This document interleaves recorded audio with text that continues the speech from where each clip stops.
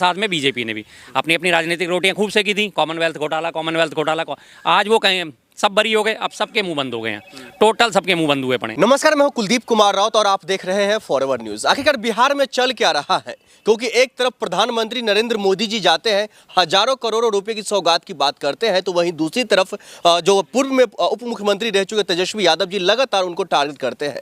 कहते हैं बिहार में न तो पलायन रुक रहा है, न ही बेरोजगारी का दर रुक रहा है। इसी पर चर्चा करने के लिए हमारे साथ शर्मा जी मौजूद है। आपका बहुत बहुत स्वागत है शर्मा जी।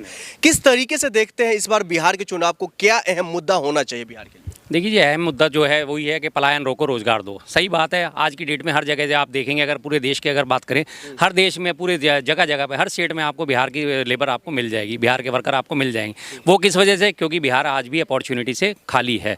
बिहार में आज भी जो है अवसर नहीं मिलते, लोगों को काम करने के अवसर नहीं मिलते, इसलिए उन्हें अल्टीमेटली कहीं ना कहीं और कहीं जाना पड़ता, कहीं और का रुख करना पड़ता। हमारे दिल्ली में ही लगभग एवरेज है, कम से कम 2 से 2.5 लाख जो है बिहारवासी दिल्ली में आते हैं हर साल आते हैं। और आने का उनका ऐसा होता है कि 2 लोग वहाँ से आए, आके यहाँ सेटल होते हैं। उसके बाद जब वो कहते हैं हम सेटल हो गए, वहाँ से 2 या 4 को और बुला लेते हैं।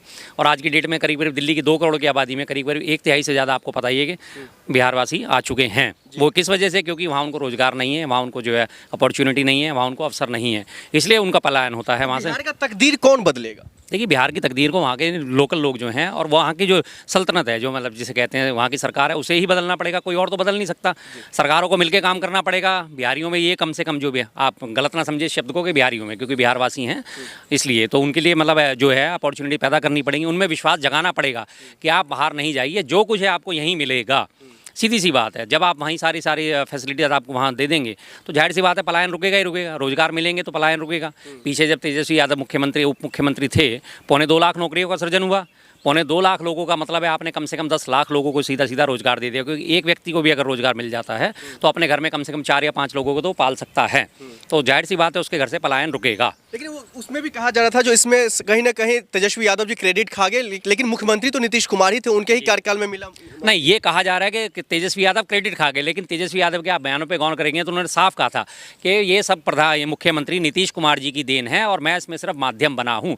उन्होंने लगातार उसका क्रेडिट उसको दिया था। अपने कार्यकर्ताओं से भी अपील करी थी कि नहीं, इसमें मुख्यमंत्री जी का ही काम है, मैं तो सिर्फ एक जो है उनका माध्यम बना हूँ, इसमें मेरा कोई रोल नहीं है। मैं इसका सारा का सारा ये 2.25 लाख नौकरी का क्रेडिट जो है मुख्यमंत्री नीतीश कुमार जी को देता हूँ। लेकिन नीतीश कुमार के जो बेटा है लगातार वो कह रहे हैं इस बार फिर से मौका मिलना चाहिए, क्योंकि बिहार का विकास जो है मेरे पिताजी नीतीश कुमार ने किया है। 9 बार मुख्यमंत्री के बनने के बावजूद भी कह रहे हैं फिर से मौका मिलना चाहिए। बार बार वही वाली बात, वही रिपीट किया। इस बार हमें बना दो तो हम ये कर देंगे, इस बार हमें बना दो हम ये कर देंगे, इस बार हमें बना दो। कितनी बार बनना चाहोगे? 9वीं बार मुख्यमंत्री बने हैं बिहार के तेजस्वी नीतीश जी, और उसके बावजूद भी अगर आज उन्हें फिर कहना पड़ रहा है मुझे एक मौका और दे दो, 10वां मौका और दे दो, तो क्या सिस्टम है इसका? मतलब आपने कुछ नहीं करा ना, आपने सिर्फ लोगों को बरगलाया है, झूठ बोला है, झूठ बोल के वोट लिए हैं। और हालात आप देख लीजिए, कहाँ 145 सीट हुआ करती थी बिहार विधानसभा में नीतीश कुमार जी की पार्टी की, 145 से घट के 75 आए, 75 से घट के आज सिर्फ 45 पे रह गई हैं।